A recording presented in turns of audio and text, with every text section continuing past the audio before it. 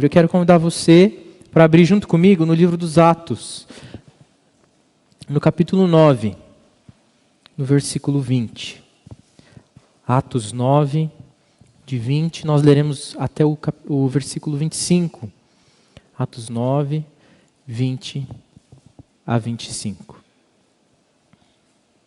Nós estamos vindo de uma sequência de pregações a respeito de lições missionárias. E hoje não será diferente, nós teremos mais uma lição, hoje, com um personagem aí notório da palavra de Deus, primeiro chamado de Saulo, mais adiante chamado de Paulo, mas hoje nós vamos tratá-lo por Saulo, como a palavra o trata nesse trecho. E as lições que nós aprenderemos será com esse servo, que teve a sua vida transformada pelo encontro com Jesus. Em Atos capítulo 9, versículos 20 a 25, que diz assim: E logo pregava nas sinagogas a Jesus, afirmando que este é o Filho de Deus.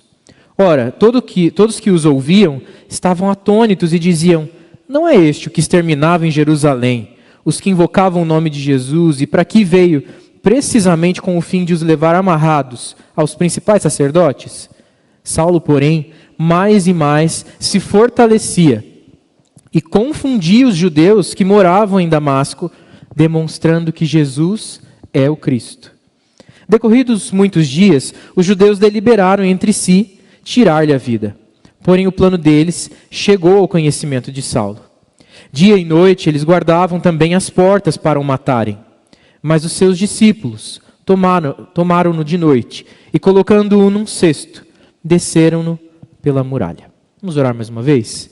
Senhor, diante da Tua palavra e da leitura dela, nós dispomos o nosso coração para que sejamos ensinados. Esse é o nosso desejo. Foi para isso que o Senhor nos trouxe aqui nessa noite, para nos alimentar e para nos lembrar das verdades que a Tua palavra nos ensina nessa noite e continuamente, a cada instante que nós recorremos a ela, Pai.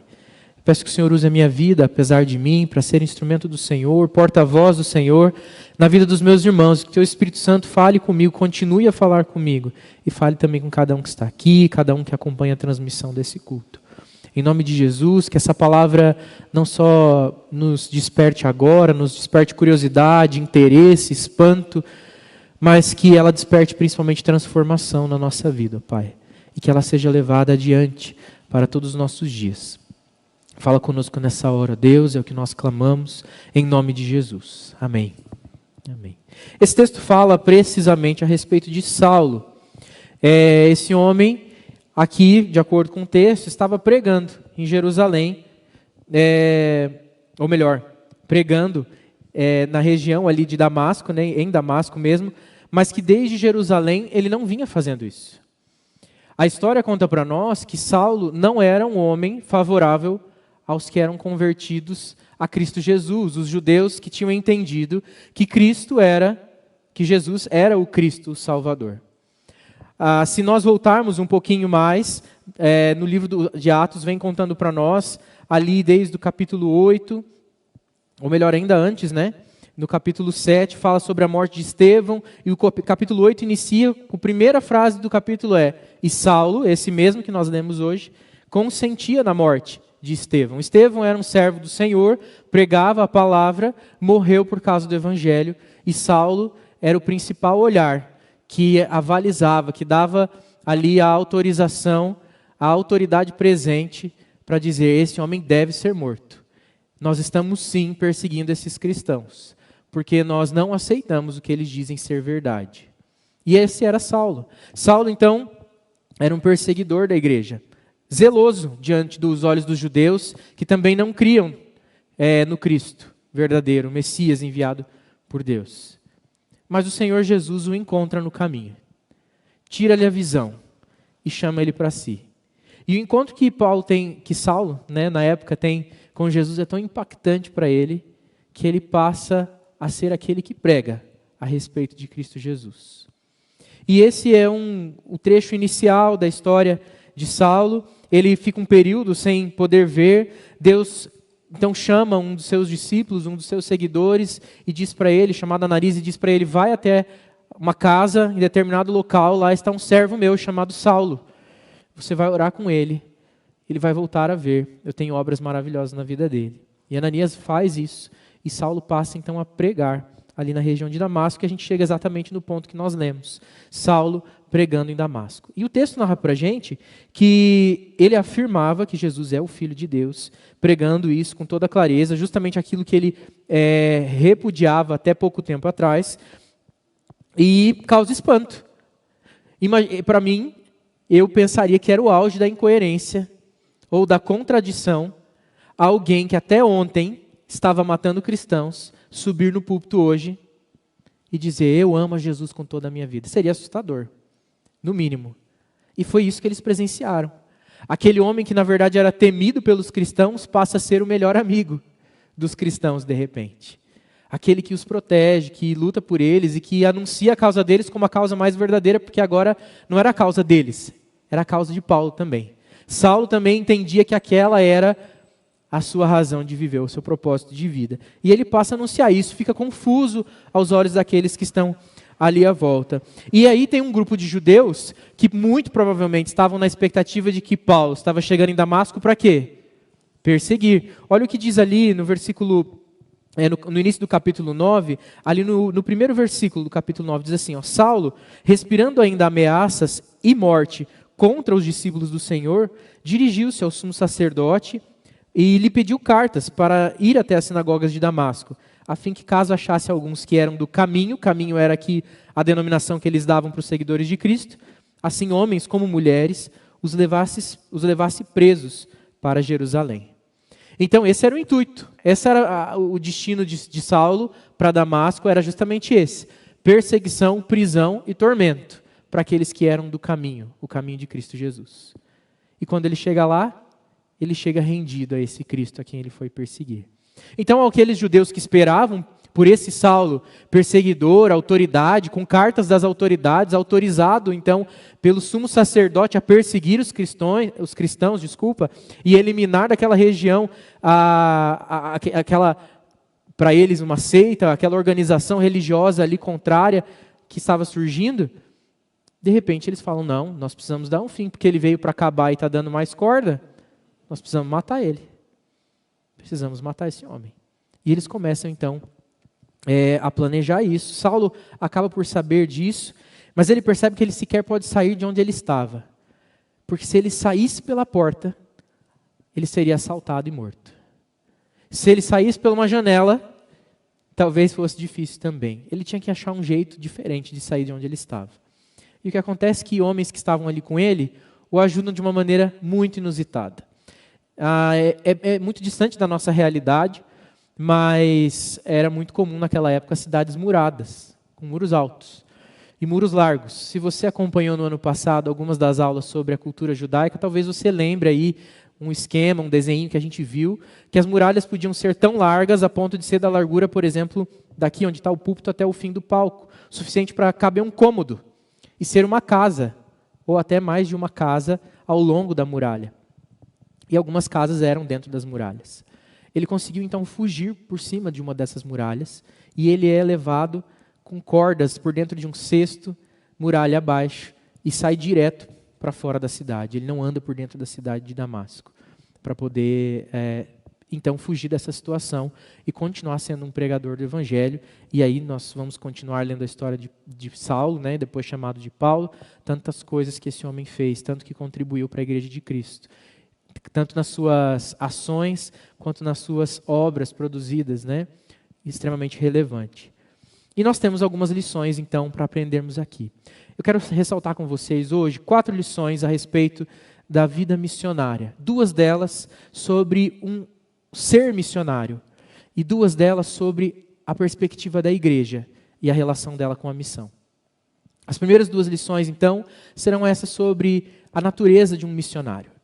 Eu quero lembrar aqui que quando eu falo sobre a natureza de um missionário, eu não estou falando da natureza simplesmente daquele que você vê lá na foto, que está no cartaz lá embaixo, vinculado à Junta de Missões, vinculado à Agência Presbiteriana de Missões Transculturais, mas eu estou falando de mim e de você, parte da Igreja de Cristo. Todos nós chamados para sermos missionários do Senhor aonde nós estamos, seja como for. Alguns de nós talvez sejam chamados sim para ir para outros lugares, outras cidades, ou até mesmo outros países, ou mesmo que dentro do nosso país, para outros contextos culturais e linguísticos. Mas independente disso, aqueles que ficam também são missionários, chamados para anunciar o Evangelho de Cristo Jesus aonde estão. E a primeira lição, então, que nós aprendemos ali a partir já do versículo 20, que nós lemos do capítulo 9 de Atos, nos ensina que um missionário nasce de uma mudança radical de vida. Um verdadeiro missionário nasce de uma mudança radical de vida. É impossível ignorar o que aconteceu com Paulo. É impossível. É impossível ignorar porque o exemplo é claro demais. O que acontecia e o que passou a acontecer é muito evidente. Mas não é só evidente porque Paulo era um grande perseguidor com espada na mão e passa a ser um grande pregador com a palavra na mão. Mas é evidente porque as ações de Paulo, por menores que fossem, elas são completamente transformadas. Observe que talvez a gente possa olhar para Paulo e enxergar nele um soldado, um homem que vai matando e perseguindo. Mas a visão que a gente deve ter de Paulo é muito mais de um religioso zeloso. Paulo não passava de um bom judeu. Ou talvez um bom religioso judeu, né? Porque um bom judeu entenderia a lei, entenderia os profetas, entenderia que Cristo é o Salvador, o Messias. Mas ele era um bom religioso da religião judaica. Ele era um bom fanático religioso, isso sim. E o que ele fazia na perseguição dos cristãos nada mais era que para ele, antes de entender o que era a vida com Cristo, um excelente zelo pelas suas crenças. Paulo não era um revolucionário, um bagunceiro, ele não era um Barrabás. Paulo era um bom homem da religião. Tão bom que ele tinha uma circulação com o sumo sacerdote, uma figura de autoridade, de importância em Jerusalém. O sumo sacerdote ia para além de uma figura religiosa, ele tinha influência política, social, e Paulo tinha uma proximidade com ele a ponto de dizer, eu vou lá e pedir cartas de recomendação para chegar em Damasco com a assinatura do sumo sacerdote, dizendo, eu vim aqui para limpar as sinagogas desses cristãos bagunceiros. Paulo tinha certeza de que ele era muito zeloso pela religião, mas ele tem um encontro com Cristo no caminho para Damasco. Uma grande luz vem, e ele cai de joelhos e ouve a voz de Jesus chamando ele para ser seu. E as coisas mudam completamente. E as coisas que Paulo começa a fazer, logo quando ele já está em Damasco, possibilitado de pregar, com a visão restaurada, é que ele passa a pregar, Jesus é o Cristo, Jesus é o Cristo, é isso que ele afirmava o tempo todo. Logo pregava, diz o versículo 20, nas sinagogas, ele vai justamente nos lugares que ele ia para perseguir, e começa a proclamar a verdade, diz Jesus é o Cristo, ele afirmava que Jesus era o Cristo. Era essa mensagem constante na vida de Paulo, por todas as suas atitudes. E a gente começa a perceber isso, se você conhece um pouco mais sobre a história de Paulo, que ele realmente tinha isso em todas as suas atitudes, das mais simples às mais complexas. Ele não era só o homem que subia no púlpito, ia para a frente da sinagoga, estufava o peito e falava de uma teoria, mas ele vivia quando ele saía dali da frente da sinagoga, no trato com as pessoas. E lá na frente, até mesmo quando foi preso, ele permanecia sendo um homem piedoso, amoroso, transformado por Cristo Jesus. E aí nasce um verdadeiro missionário, dessa transformação, de alguém que era perseguidor e se sujeita a ser perseguido, de alguém que sabe exatamente quais são as ameaças que pode sofrer, porque era aquele que ameaçava, e fala, não, eu vou passar a ser ameaçado, como eu ameaçava antes, porque eu encontrei a verdade. E essa verdade é tão valiosa que vale a pena abrir mão de tudo que eu tinha antes para seguir exatamente isso que eu acabei de ouvir. A voz de Cristo Jesus. A verdade do Evangelho foi tão impactante na vida de Paulo, de Saulo, que ele deixa todas as suas práticas, todo o seu zelo de religiosidade, não valia a pena. Que ele tinha tanta certeza, mas o encontro com Cristo transforma todas as coisas. Nós constantemente falamos que já nos encontramos com Cristo, que nós conhecemos a Jesus, que a nossa vida é diferente, mas às vezes a gente está vivendo do mesmo jeito. Às vezes parece que até a luz nos cegou, nós até caímos de joelho, mas a gente sequer teve um encontro com um servo do Senhor, como Ananias, que tirou as escamas dos nossos olhos e a gente pudesse começar a pregar. A gente continua ainda na cegueira espiritual, como se não tivesse ouvido a voz de Jesus. Até porque, quando a gente começa a perceber o preço que se paga para servir fielmente a Cristo e ter uma mudança radical de vida, mexe demais com o nosso conforto. E a gente acaba não topando ter uma vida verdadeira com Jesus. O problema é que eu posso enganar aqueles que me veem por fora, mas eu não posso enganar aquele que me conhece por dentro. Olha qual era o chamado que Paulo recebe, que está descrito para a gente, ali no verso... Deixa eu só recorrer aqui minha anotação. Versos 15 e 16, do mesmo capítulo, capítulo 9. Quando Deus fala com Ananias, diz para ele assim, o Senhor lhe disse a Ananias, né, para ele falar com Paulo, vai, porque este, Paulo, é para mim um instrumento escolhido para levar o meu nome perante os gentios e reis. Gloriosa missão, linda missão, né? Bem como perante os filhos de Israel. Aí vem a parte difícil. Pois eu lhe mostrarei quanto lhe importa sofrer pelo meu nome. A missão de Paulo era gloriosa, sim, mas era um chamado para o sofrimento, para a abnegação total. Às vezes a gente para no primeiro versículo, no versículo 15, a gente quer viver como se a vida cristã fosse uma vida de glamour e de coisas importantes e de figura de autoridade e falar diante de pessoas e ser louvado por isso, ser reconhecido pela nossa boa reputação. Mas Paulo, desde o início, não foi enganado, ele foi chamado para sofrer pelo nome de Cristo Jesus. E ainda assim ele diz, eu vou. Porque essa verdade é a primeira e única que eu encontrei, que realmente vale a pena. Então que encontro é esse que transforma? É o encontro com Cristo. E eu e você não nasceremos missionários ou verdadeiros cristãos, porque um verdadeiro cristão naturalmente é um missionário, enquanto nós não tivermos esse encontro verdadeiro com Cristo Jesus, que faz uma mudança radical na nossa vida. Mudança essa que chega a causar incômodo. O versículo 20 e 21 falam para nós, no 21 especificamente, que eles estavam ouvindo Paulo e ficavam atônitos, aflitos, incomodados, espantados com aquela nova mensagem, com aquele novo dizer de Paulo, que antes era um homem assustador diante dos cristãos. Como que isso estava acontecendo? Era incoerente, era assustador. A sua vida espanta aqueles que estão à sua volta, por gritar coisas diferentes demais daquilo que você era, ou minimamente por gritar com as suas atitudes, né? Não por gritar com a sua voz, mas por gritar com as suas atitudes, aquilo que o mundo diz que é certo e você diz, não, o meu valor é outro. O meu valor é o valor da palavra.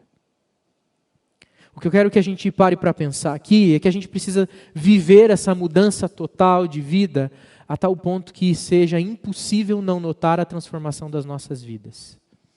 Que a gente pise em um lugar e as pessoas não consigam não ficar atônitas pelas nossas palavras que expiram Jesus, que transpiram e transbordam da presença do Espírito.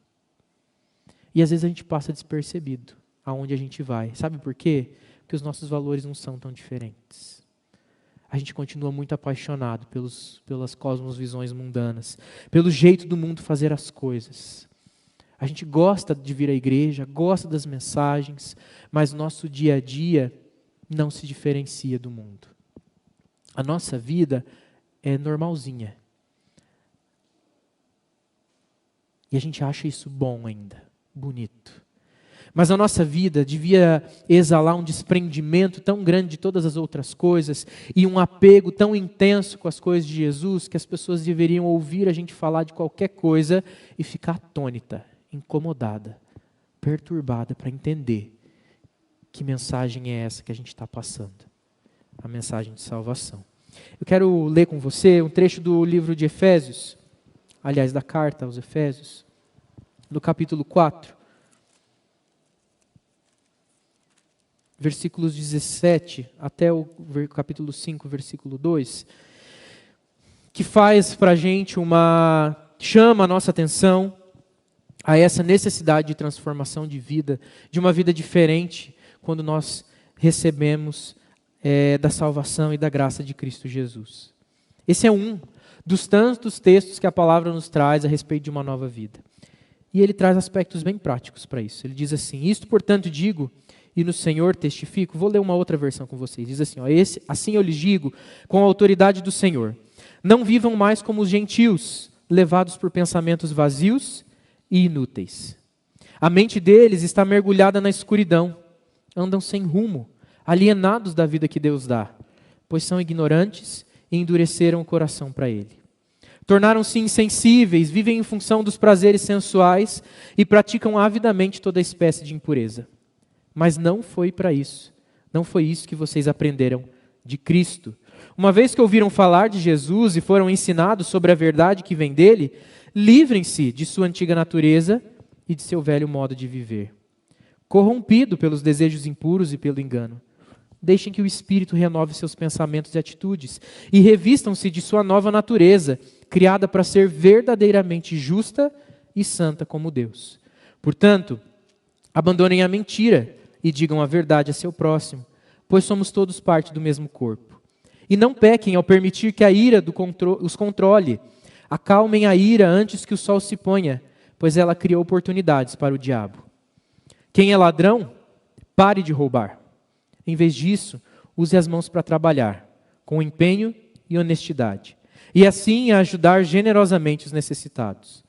Evitem o linguajar sujo e insultante, que todas as suas palavras sejam boas e úteis, a fim de dar ânimo àqueles que as ouvirem.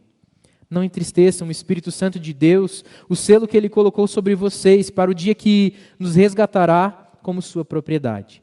Livrem-se de toda amargura, raiva, ira, das palavras ásperas e da calúnia e de todo tipo de maldade.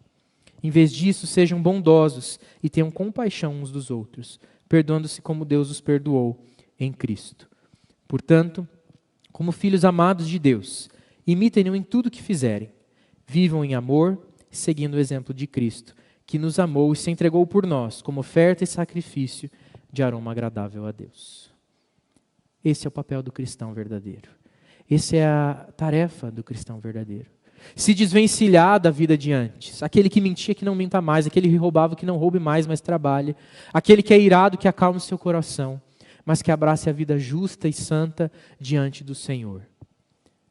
Um verdadeiro missionário, um verdadeiro anunciador da palavra de Deus, um verdadeiro cristão, nasce do encontro transformador com Cristo Jesus, que provoca em nós uma mudança radical de vida. Radical, essa palavra é importante, para nós entendermos que a gente precisa abandonar por completo as propostas mundanas e abraçar totalmente a vida com Cristo Jesus. Mesmo que essa proposta seja de sofrimento, que seja de abnegação. A segunda lição, ainda falando sobre o aspecto de um missionário, e ainda já vamos chegar aí nos aspectos relacionados à igreja, é que um verdadeiro missionário, um missionário de Cristo, um missionário do Evangelho, é aquele que carrega Jesus como centro da sua mensagem. Paulo podia anunciar muitas coisas. Ele tinha tido uma experiência extraordinária. Imagine você andando, faz esse exercício imaginativo aí, andando por uma estrada, de repente uma grande luz vem, a ponto de você não conseguir mais enxergar e discernir bem as coisas ao seu redor. E mais, uma voz fala com você. Não é a voz da pessoa que está do seu lado, porque você conhece a voz dele. Não é a voz que vem da estrada, mas uma voz maior, forte, e que sabe exatamente quem você é. E fala diretamente com você. Será que essa história não seria impactante o suficiente para trazer pessoas a uma curiosidade sobre o que tinha acontecido com Saulo? Sem dúvida. E ela poderia sim ser instrumento de Deus para fazer com que as pessoas pudessem aprender mais sobre o Evangelho. Mas ainda que a história de Saulo fosse muito interessante, ele não conta a sua própria história. Ele conta a história de Cristo Jesus. O versículo 22 fala para a gente assim, deixa eu voltar aqui. No Atos 22 fala para a gente assim: Saulo, porém, mais e mais se fortalecia. Eu acho interessante porque ele fala que ele se fortalece e chegava a confundir os judeus que moravam em Damasco, demonstrando que Jesus é o Cristo. A mensagem que ele pregava, ela não só trazia um grande alvoroço para aqueles que ouviam, mas ela fortalecia o coração de Paulo. Anunciar Jesus abençoa aqueles que ouvem, mas abençoa aqueles que pregam. Irmãos, eu posso testificar disso. A cada pregação eu sou ministrado e ensinado pelo Senhor. E isso fortalece a minha fé. Mas você não precisa subir aqui no púlpito para provar disso. Você pode provar disso enquanto você anuncia Cristo, a vida de Jesus no seu dia a dia. Dentro da sua casa, dentro do seu trabalho, dentro das suas relações, quando você anuncia Jesus. O centro da mensagem de Paulo não era o seu conhecimento de religião, porque tudo que ele conhecia do judaísmo era perfeitamente útil, agora que ele entendia quem era o verdadeiro Cristo. Afinal, Jesus não veio revogar a lei, mas veio para cumpri-la. E ele cumpre todas as profecias a respeito do Messias. Então agora, mais do que nunca, o conhecimento que Paulo tinha como um bom zeloso da religião judaica fazia todo sentido em Cristo Jesus. Mas ele não vai lá e começa a despejar o conhecimento teológico dele simplesmente para demonstrar intelectualidade. Ele se volta para a mensagem pura do Evangelho de Cristo Jesus. E isso o fortalecia. A mensagem de Cristo Jesus. A centralidade da nossa pregação deve ser o tempo todo Cristo Jesus, e a centralidade da nossa vivência deve ser Cristo Jesus. E é por isso que é tão importante a gente se apegar lá no primeiro ponto e lembrar que se a gente não prova de mudança radical de vida, a gente não se apega em Jesus. A gente vai buscar acessórios para a nossa vida religiosa, para a nossa vida espiritual. A gente vai se apegar na quantidade de vezes que a gente veio na igreja, a gente vai se apegar na quantidade de cargos ou de tarefas que a gente desempenha dentro da igreja, a gente vai se apegar nos relacionamentos que a gente criou para dizer se a nossa fé está forte ou não, no conselho que o pastor pode ou não pode dar, no companheirismo que eu posso ou não posso encontrar na pessoa que está do meu lado, se a minha família está comigo ou não, se as programações são interessantes ou não, enfim, a gente vai buscar se a qualidade da transmissão da internet está boa ou não, a gente vai buscar outras coisas para assessorar a nossa fé, quando o suficiente é Cristo Jesus. Mais do que suficiente. A graça dele nos basta em todas as coisas. E é isso que firma a nossa fé. O verdadeiro missionário prega sempre a partir de Cristo e vive a partir de Cristo. E de nada mais. Nada mais é necessário, a não ser a mensagem de Cristo Jesus. Ele não anuncia... Paulo não anuncia, então, a sua história, ele não anuncia um novo segmento, ele não fala, venha para a igreja do caminho, sejam dessa nova religião, ela que vai transformar a sua vida. Ele não anuncia uma filosofia religiosa. Ele também não anuncia a si e diz, venham até mim, eu sou Saulo, ex-perseguidor. Antes eu matava, me roubava, me prostituía, me drogava. Agora eu encontrei Jesus, venham até mim. Ministério Paulo, igreja de Paulo. Não, ele não anuncia a si mesmo, porque os pregadores são meros instrumentos. A mensagem principal é Cristo Jesus. E é isso que nós devemos anunciar para as pessoas. Nós não anunciamos que a nossa igreja salva, nós anunciamos que Cristo salva. Nós não anunciamos que o pastor Patrick, que o pastor Tiago, que o pastor Lucas tem uma mensagem maravilhosa, mas que Cristo tem uma mensagem maravilhosa. Nós não anunciamos que a nossa história de vida é muito legal e pode acontecer com você também. A gente não vende um modelo de vida, eu era assim e você assado. Nós vendemos a vida que Cristo Jesus oferece gratuitamente para nós. Vendemos de maneira de dizer, nós não vendemos, é gratuita. Nós entregamos às mãos das pessoas a pregação do Evangelho. Paulo também não anunciava conforto, porque ele mesmo não foi chamado para o conforto.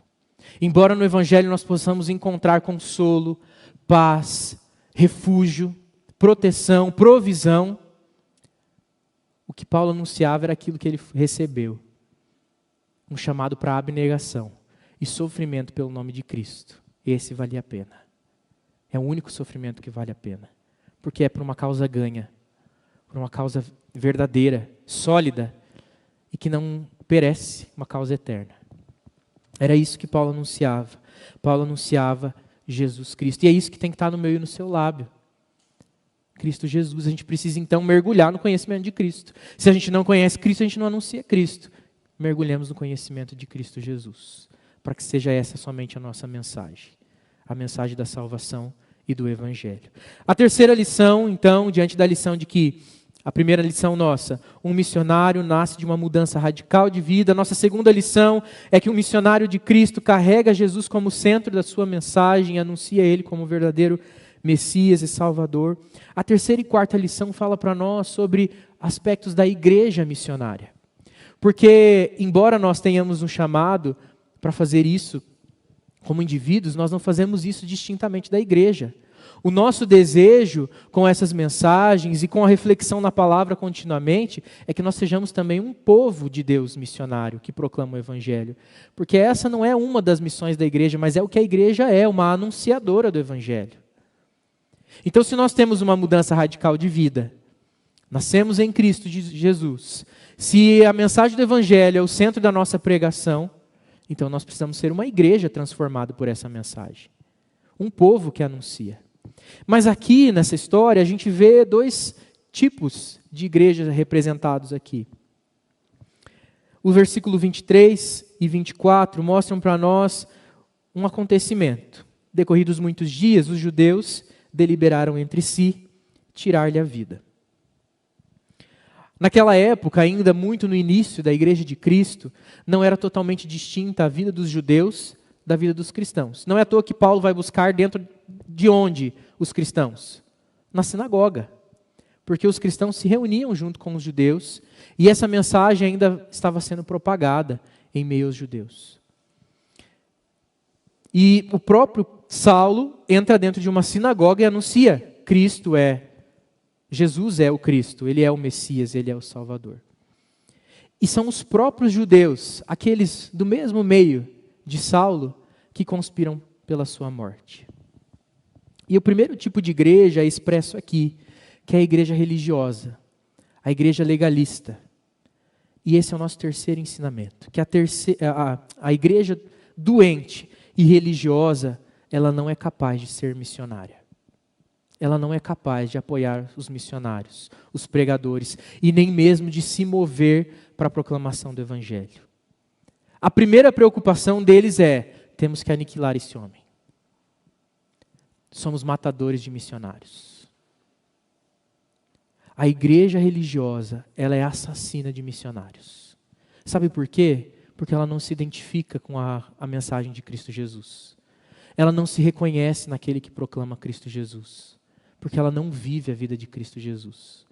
Ela inclusive se sente acusada por aqueles que se levantam para proclamar o Evangelho. Então ela resolve matá-los. E às vezes a igreja mata os missionários, aqueles que estão tanto aqui dentro quanto aqueles que estão lá fora, negligenciando o seu papel como igreja de sustentá-los. Não só financeiramente, mas espiritualmente. Em comunhão, em fraternidade. E às vezes a gente acaba sendo essa igreja assassina de missionários. Muito sério isso. E isso vem como resultado da religiosidade, o apego excessivo pela religião, o ativismo, o desejo de fazer e não de ser.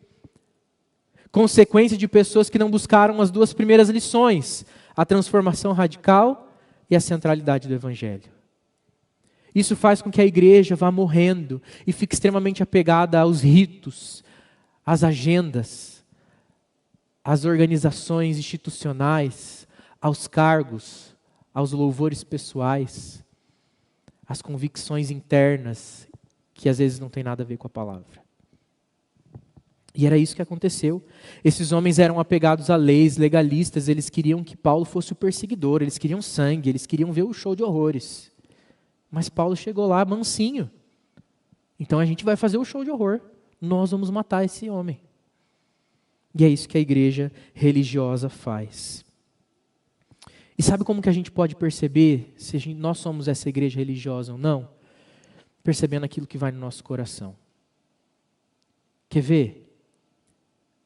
Tem muita gente que gasta mais dinheiro com o seu pet, com o seu bichinho de estimação, do que investe em obra missionária. Tem muita gente que gasta mais com o seu hobby, seu esporte favorito, o seu time do coração, do que investe na obra de Deus. Que gasta mais com maquiagem, com produto de beleza, com salão, do que jamais colocou e investiu na vida de alguém que anuncia o Evangelho. ou mesmo para atender um necessitado. Tem muito jovem por aí que gasta mais com Coca-Cola do que com obra missionária. Tem muita gente que gasta tempo de oração falando: Deus, essa semana foi muito difícil, tive que trabalhar muito, tenho dor de cabeça demais, me ajuda com essa dor de cabeça. Mas jamais dobrou o joelho para colocar nas mãos de Deus aquele que está em risco de morte, simplesmente por carregar uma Bíblia na mão. Porque não consegue, não tem medida. O egoísmo é tanto, a religiosidade é tanta que não consegue enxergar para além da porta da sua casa. E os seus problemas são graves demais. Afinal, ele bateu o pé numa cadeira, tropeçou, caiu um fio de cabelo e ele já ficou preocupado. E esqueceu que tem gente morrendo pelo Evangelho. Essas são igrejas que matam missionários. Tem muita gente que gasta tempo com muita coisa e não se dispõe a sair de casa para proclamar a mensagem de Cristo Jesus. Esse é um sinal de igrejas assassinas de missionários. Essa igreja fria e religiosa não investe, não ora, não prega Jesus, porque não se reconhece nessa mensagem. Não se identifica com a mensagem do Evangelho. Afinal, ela está completamente sujeita aos seus próprios conceitos e não aos da palavra de Deus. Mas há uma quarta lição, um outro tipo de igreja, anunciado no versículo 25, que diz assim: mas, diante da situação de morte, diante da situação de ameaça que Paulo vivia, tem um mas. O mas de Deus, que levanta seus servos fiéis. A verdadeira igreja, que vive pela anunciação do Evangelho. A igreja fiel. E o versículo 25 diz: mas os seus discípulos tomaram-no de noite, colocando-o num cesto, desceram-no pela muralha. A quarta lição diz para nós que a igreja fiel é aquela que segura as cordas. Esse termo segurar as cordas, essa expressão segurar as cordas, ela é muito comum no meio missionário. E se você for conversar com os missionários, você falar de segurar as cordas, eles vão entender o que você está querendo dizer.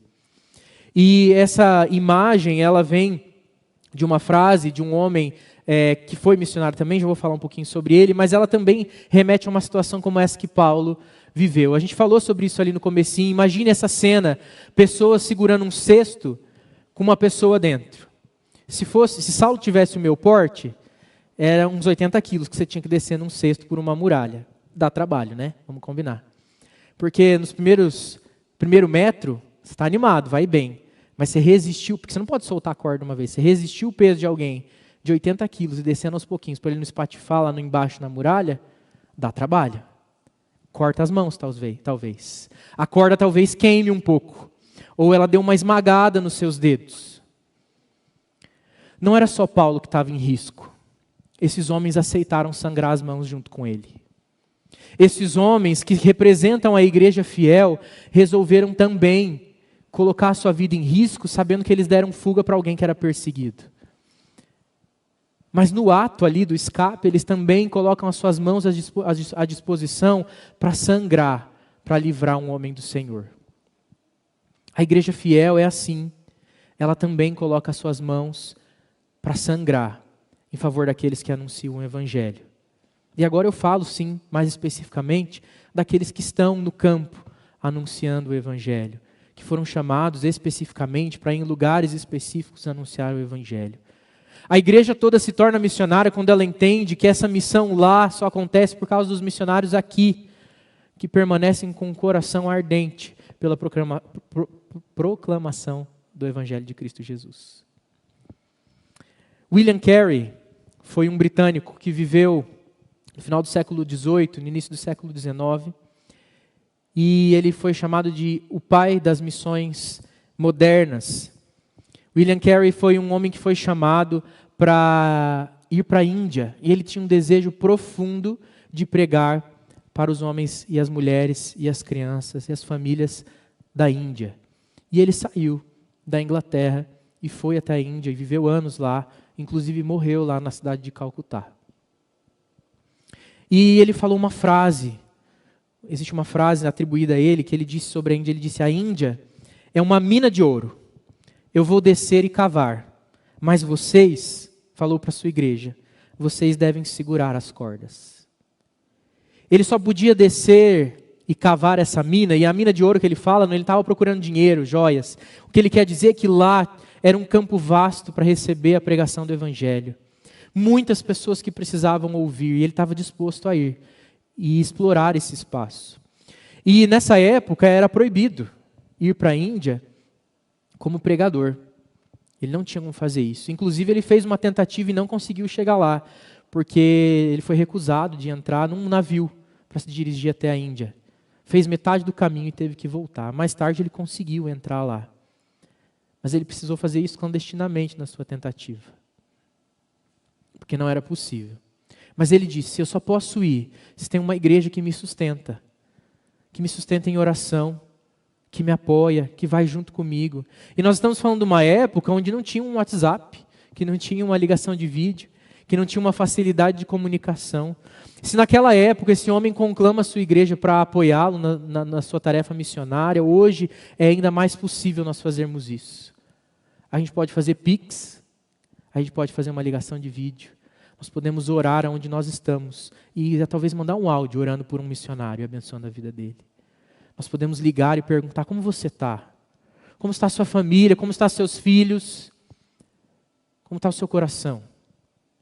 O que eu posso fazer para ser bênção na sua vida enquanto você anuncia o Evangelho aonde eu não posso ir? Isso é a igreja que realmente apoia a vida missionária. A igreja que realmente entregue, então, a obra de Cristo Jesus, ela está sempre com as cordas nas mãos, disposto a sangrar, para segurar aqueles que foram para o campo. Nós precisamos ser essa igreja, nós podemos ser essa igreja. E aí, para nós sermos essa igreja, a gente volta lá no primeiro ponto. Uma vida radicalmente transformada pelo encontro com Jesus. Só aqueles que conhecem Jesus profundamente entendem o seu papel dentro da missão e se dispõem a ser indivíduos entregues à missão e formam uma igreja entregue à obra missionária, com as mãos prontas para sangrar. Você sangra por missões? Ou você dá aquilo que sobra? Quando dá? Se é que já pensou sobre isso. As suas mãos estão calejadas das cordas que você segura para sustentar a vida daqueles que estão no campo? Ou você está preocupado demais com os seus pequenos problemas? Eu não me esqueço de uma situação que me narraram uma vez, em uma outra igreja, graças a Deus não foi aqui. Mas estamos sujeitos também, né? De um jovem que narrou para mim, que estava em um grupo que se reunia durante a semana em uma casa para fazer reuniões de oração e de leitura da palavra. E uma jovem falou: eu tenho um pedido de oração. Queria que orasse, porque essa semana o meu cachorro vai no pet shop. E da última vez que ele foi, fizeram um corte horrível na tosa e ficou muito estranho, ficou muito feio. Eu queria que orasse para que o cachorro dele, meu cachorro, ficasse mais bonitinho. Não é brincadeira, aconteceu de verdade. Tem gente que está preocupada com a tosa do cachorro, porque não se importa com a pessoa que está morrendo em nome de Cristo Jesus e que faz parte da mesma família que eu e você. Nós somos a família de Deus. Seu familiar está morrendo e você está preocupado com o seu pet. Entende o que eu quero dizer? A gente precisa sangrar por missões, porque essa é a nossa tarefa básica, premissa básica da igreja, é se entregar em favor da proclamação do Evangelho, a qual custo for. Não deve ter nada mais importante para nós. E é possível através do conhecimento de Cristo Jesus, profundidade na palavra. Não sejamos assassinos de missionários, mas sejamos a igreja que sangra as suas mãos para sustentar aqueles que estão na obra. E que sejamos proclamadores também aonde nós estamos. Amém? Vamos orar? Deus, nós oramos agora diante do Senhor, diante da sua palavra, diante do exemplo de Paulo, louvamos a sua vida pela vida de Paulo, Deus, que o Senhor um dia alcançou. Mas a vida dele não é tão diferente da nossa. Nós não precisamos ficar simplesmente admirados com os missionários e com o que eles fazem, mas nós podemos ir junto com eles. Talvez não nos deslocando, mas indo com o coração, com a oração e com o investimento financeiro também, que é tão necessário para o sustento dos missionários, ó Pai. Que nós sejamos verdadeiros missionários aqui, onde estamos, que participam por completo da obra de Deus. Que sejamos amigos da igreja sofredora, que faz parte da mesma família que nós, a família de Cristo Jesus. Que nós não sejamos alheios àquilo que acontece dentro da família de Deus, porque estamos preocupados demais com o nosso próprio conforto. Deus, em nome de Jesus, faz a Igreja Presbiteriana do Tarumã uma igreja que sustenta missões, fiel, que ama a proclamação do Evangelho e tem Cristo Jesus como centro da sua mensagem. Continua nos sustentando para que nós sejamos cristãos que tenham uma vida radicalmente transformada pelo Evangelho, limpa do nosso meio, ó Deus, os conceitos mundanos, as visões mundanas, os desejos de ser como o mundo é, de buscar o sucesso que o mundo busca. Mas que nós possamos aceitar o chamado de Deus, abraçar esse chamado de sofrer pelo Evangelho. Felizes, contentes, bem-aventurados, sabendo que o Senhor é quem nos fortalece. E que não tem outro motivo melhor para morrer. Mas esse é o único motivo pelo qual realmente vale a pena entregar as nossas vidas e cada um dos nossos dias. Que nós possamos não só ter disposição de morrer, mas principalmente de viver pelo Evangelho de Cristo todos os dias. Que nós possamos lembrar que a nossa missão começa quando nós abrimos a nossa Bíblia cada dia dentro das nossas casas, quando nós dobramos os nossos joelhos diariamente para clamar ao Senhor por transformação da nossa vida. É aí que nós iniciamos a nossa carreira missionária, Pai. Não é fazendo grandes movimentos, grandes barulhos, mas é lá no nosso quarto em secreto, sendo transformados por Cristo Jesus.